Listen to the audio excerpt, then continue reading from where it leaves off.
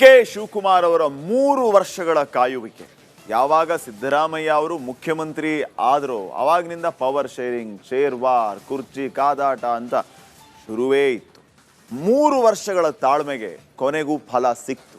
ಇದೀಗ ಕರ್ನಾಟಕ ರಾಜ್ಯದ ನೂತನ ಮುಖ್ಯಮಂತ್ರಿಯಾಗಿ ಅಧಿಕಾರ ಸ್ವೀಕರಿಸಿದ್ದಾರೆ ಡಿ.ಕೆ. ಶಿವಕುಮಾರ್. ಉಪಮುಖ್ಯಮಂತ್ರಿಯಾಗಿ ಡಾಕ್ಟರ್ ಜಿ. ಪರಮೇಶ್ವರ್ ಅಧಿಕಾರವನ್ನು ಸ್ವೀಕರಿಸಿದ್ದು.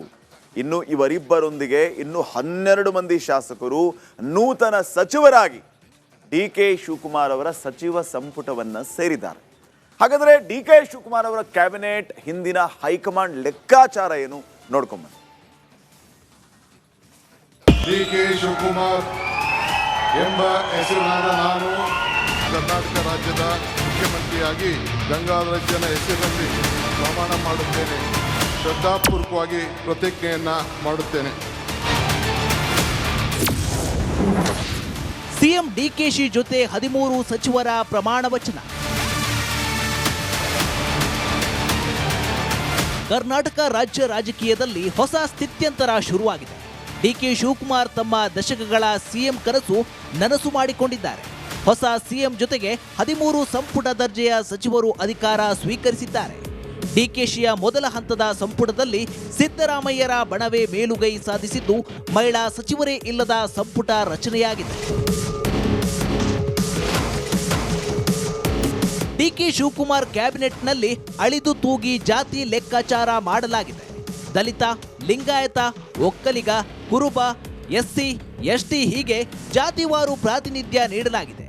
ಸ್ವತಃ ಮುಖ್ಯಮಂತ್ರಿಗಳೇ ಒಕ್ಕಲಿಗ ಸಮುದಾಯಕ್ಕೆ ಸೇರಿದವರಾಗಿದ್ದರಿಂದ ಕೃಷ್ಣ ಬೈರೇಗೌಡ ಹಾಗೂ ರೆಡ್ಡಿ ಒಕ್ಕಲಿಗ ಸಮುದಾಯಕ್ಕೆ ಸೇರಿದ ರಾಮಲಿಂಗ ರೆಡ್ಡಿ ಅವರಿಗೆ ಸ್ಥಾನ ನೀಡಲಾಗಿದೆ.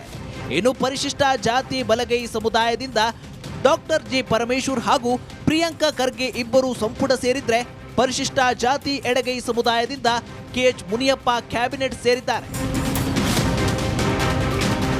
ಇನ್ನು ಡಿಕೆಶಿ ಸಂಪುಟದಲ್ಲಿ ಪರಿಶಿಷ್ಟ ಪಂಗಡ ಸಮುದಾಯದಿಂದ ಸತೀಶ್ ಜಾರಕಿಹೊಳಿ ನಿರೀಕ್ಷೆಯಂತೆ ಸ್ಥಾನ ಪಡೆದಿದ್ದಾರೆ. ಅಲ್ಪಸಂಖ್ಯಾತರ ಪೈಕಿ ಕ್ರಿಶ್ಚಿಯನ್ ಸಮುದಾಯದ ಕೆ.ಜೆ. ಜಾರ್ಜ್ ಹಾಗೂ ಮುಸಲ್ಮಾನ ಸಮುದಾಯದ ಯು.ಟಿ. ಖಾದರ್ ಸಂಪುಟದಲ್ಲಿ ಸ್ಥಾನ ಪಡೆದಿದ್ದಾರೆ. ಇನ್ನು ಲಿಂಗಾಯತ ಸಮುದಾಯದಿಂದ ಎಂ.ಬಿ. ಪಾಟೀಲ್, ಈಶ್ವರ್ ಖಂಡ್ರೆ ಹಾಗೂ ಶರಣ ಪ್ರಕಾಶ್ ಪಾಟೀಲ್ ಹೀಗೆ 3 ಹಿಂದಿನ ಸರ್ಕಾರದಂತೆಯೇ ಮುಂದುವರೆದಿದ್ದಾರೆ. ಸಿದ್ದರಾಮಯ್ಯನವರ ಪುತ್ರ ಯತೀಂದ್ರ ಹಾಗೂ ಮಾನಸ ಪುತ್ರ ಭೈರತಿ ಸುರೇಶ್ ಇಬ್ಬರು ಕುರುಬ ಸಮುದಾಯದಿಂದ ಸಂಪುಟಕ್ಕೆ ಎಂಟ್ರಿ ಕೊಟ್ಟಿದ್ದಾರೆ.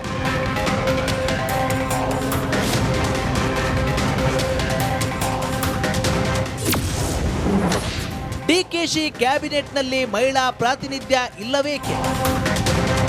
ಡಿಕೆಶಿ ಸಂಪುಟದಲ್ಲಿ ಮಹಿಳಾ ಪ್ರಾತಿನಿಧ್ಯ ಇಲ್ಲದೆ ಇರುವುದು ತೀವ್ರ ಚರ್ಚೆಗೆ ಕಾರಣವಾಗಿದೆ. ಆದರೆ ಹೆಬ್ಬಾಳ್ಕರ್ ಸೇರಿದಂತೆ ಯಾರೊಬ್ಬ ಮಹಿಳಾ ಶಾಸಕಿಗೂ ಹೈಕಮಾಂಡ್ ಮನೆ ಹಾಕದೇ ಇರುವುದಕ್ಕೆ ಜಾತಿ ಲೆಕ್ಕಾಚಾರವೇ ಮುಳುವಾಗಿದೆ. ಹೌದು, ದಲಿತ ಎಡಗೈ ಕೋಟಾದಡಿ ಸಚಿವ ಮುನಿಯಪ್ಪ ಪುತ್ರಿ ಕೆಜಿಎಫ್ ಶಾಸಕಿ ರೂಪಕಲಾ ಹೆಸರು ಚಾಲ್ತಿಯಲ್ಲಿತ್ತು. ಆದರೆ 7 ಬಾರಿಯ ಸಂಸದರಾಗಿದ್ದ ಮುನಿಯಪ್ಪ ಇದೇ ಮೊದಲ ಬಾರಿ ವಿಧಾನಸಭೆ ಪ್ರವೇಶಿಸಿದ್ದಾರೆ. ಕೇವಲ 3 ವರ್ಷ ಮಾತ್ರ ಮಂತ್ರಿಯಾಗಿದ್ದು, ಇನ್ನೆರಡು ವರ್ಷ ಮುಂದುವರಿಯಲಿ ಎಂದು ಹೈಕಮಾಂಡ್ ಬಯಸಿದೆ. ಇನ್ನು 14 ಸಚಿವರ ಪೈಕಿ 3 ಲಿಂಗಾಯತ ಸಮುದಾಯದ ಸೀನಿಯರ್ಗಳು ಮಿನಿಸ್ಟರ್ಗಳಾಗಿದ್ದಾರೆ. ಹೀಗಾಗಿ ಈ ಬಾರಿ ಮಾಜಿ ಸಚಿವೆ ಲಕ್ಷ್ಮೀ ಹೆಬ್ಬಾಳ್ಕರ್ಗೆ ಅವಕಾಶ ಕೈತಪ್ಪಿದೆ. ಇದೆ ಅಂತ ನನಗೂ ಕೂಡ ನ್ಯೂಸ್ ಇತ್ತು. ಆದ್ರೆ ಬಹಳಷ್ಟು ಹಿರಿಯರು ಮೊದಲು ಆಗ್ಲಿ, ಯಾಕಂದ್ರೆ ಅನುಭವ ಈ ರಾಜ್ಯಕ್ಕೆ ಬೇಕಾಗುತ್ತೆ. ಸೊ ಹಿರಿಯರನ್ನ ತೆಗೆದುಕೊಂಡಿದ್ದಾರೆ. ಸೆಕೆಂಡ್ ಲಿಸ್ಟ್ ಅಲ್ಲಿ ಖಂಡಿತವಾಗಿ ತಪ್ಪಾಗುತ್ತೆ. ಒಕ್ಕಲಿಗ, ಲಿಂಗಾಯತ, ದಲಿತ ಸಮುದಾಯಗಳಿಗೆ ತಲಾ 3 ಕೋಟಾ ನೀಡಲಾಗಿದ್ದು, ಸಂಪುಟ ವಿಸ್ತರಣೆ ವೇಳೆ ಮಹಿಳಾ ಶಾಸಕರಿಗೆ ಸೂಕ್ತ ಸ್ಥಾನಮಾನ ಸಿಗೋ ಸಾಧ್ಯತೆ ಇದೆ.